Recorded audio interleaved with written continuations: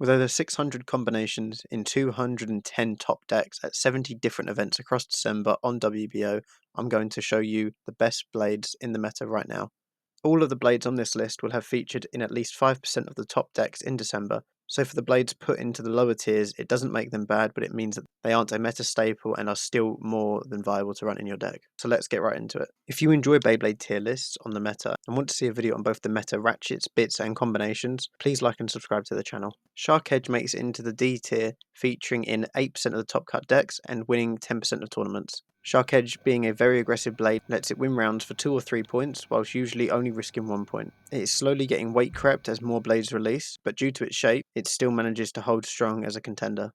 Samurai Sabre is a fairly new blade released back in early November. It's had some time to settle into the meta and can now be seen in 8% of the top cut decks and 9% of winning decks.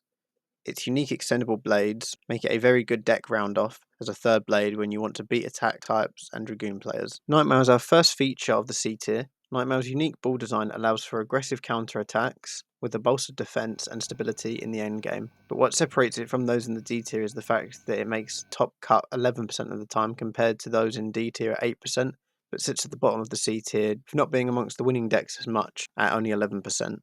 Drunbuster is next on our list, being the most aggressive all-or-nothing attack type in the game with its triangle design. This aggressive shape has seen it get into 12% of the top cut decks and 16% of the winning ones. Whale Wave will make the final blade of the C tier, being often a blade people either love or hate for its a chaotic attack style that often finds Whale Wave taking a lot of knockback from its own attacks in the process. Yet it has still seen 12% of the top cuts and 17% of the winning decks. Aero Pegasus is the only blade for B tier, as it arguably should be higher, but due to its limited access, it's only able to feature in 12% of the top cuts and 17% of the winning decks. Had it won more, an argument could definitely be made for this rare bay to see higher heights. Tyranno Beat is our first A tier blade, and with all blades in A and S tier, I would recommend you running at least one of them in your deck at all times to find success in your competitions. Tyranno Beat in particular provides a great 37 grams of weight alongside its ability to down smash opponents very consistently to burst ratchets and bits, which led to it having a 25% top cut and a 27% winning deck appearance, which is a large jump from the previous tiers. Lastly, Silverwolf joins Tyranno Beat in A tier for its ability to shrug off attacks through its free spinning wheel, which nets itself a comfortable 34% top cut features and 34% of winning rate deck lists. For the S tier, this is only the best of the best blades, which boast no lower than 40% of top cuts and wins, with one even breaking into the 50%. At least one of these blades should be considered for your deck no matter the combo you put on them. You should expect your opponents to be running at least one of these blades as well.